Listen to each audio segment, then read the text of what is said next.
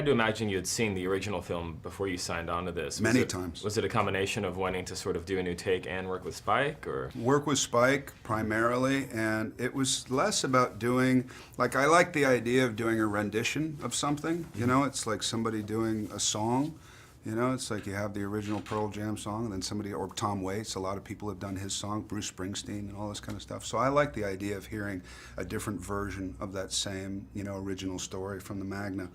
And working with Spike was very, you know, we'd been looking for something for years to do together, and this seemed the most appropriate, tonally. And it's a really brutal role physically. I mean, you have to go through a lot of transformation, and there's a lot of fighting, a lot of action. Is there a lot of training involved, or is it the kind of thing where you could just kind of hop into it? I so wish it was one of those things I could just hop into, and no. I'm a 45-year-old guy who actually had to really work hard to get in shape for this. And plus, we did a thing where we got bloated, and we gained a lot of weight in a very short amount of time, which was very unhealthy, and lost a lot of weight in a short amount of time, which was extremely unhealthy and something I'll never do again.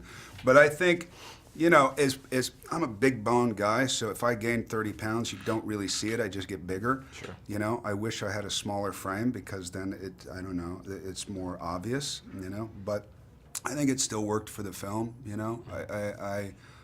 There's enough of a transformation, and there was enough work put into the physicality of it, where I think there's at least a difference between how he was when he first goes in and how he is when he leaves. And there's a chance that on Thanksgiving weekend there are going to be people going into this movie that have never seen the original, see the trailer, walk in. Are you just kind of relishing that surprise that they're going to get? If it turns people on to the original film, I think that's great, because you get, again, two different versions of the same story, and if you're interested by the story, I like the fact that not a lot of people, I mean, people have seen the original film, but less than what I thought. Oh, sure, yeah. So if we create the same kind of that, exactly, yeah, which I've heard is happening, which is really nice, you know, and I know people are really reacting to the trailers and the marketing and all that. So I think it's great, man, because this could have turned out really horrible.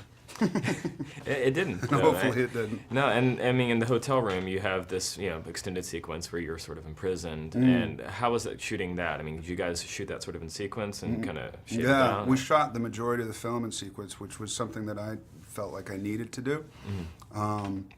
The hotel stuff was really fun in the beginning, and then it got very difficult toward the middle and the end, because when you're, you know, I'd wake up and I'd eat and eat and eat and eat and do all that stuff, and then we'd do 14 hours in a room that you don't get to leave. So there's really very little research that you can do about that that's, you know, that's applicable until you're in there.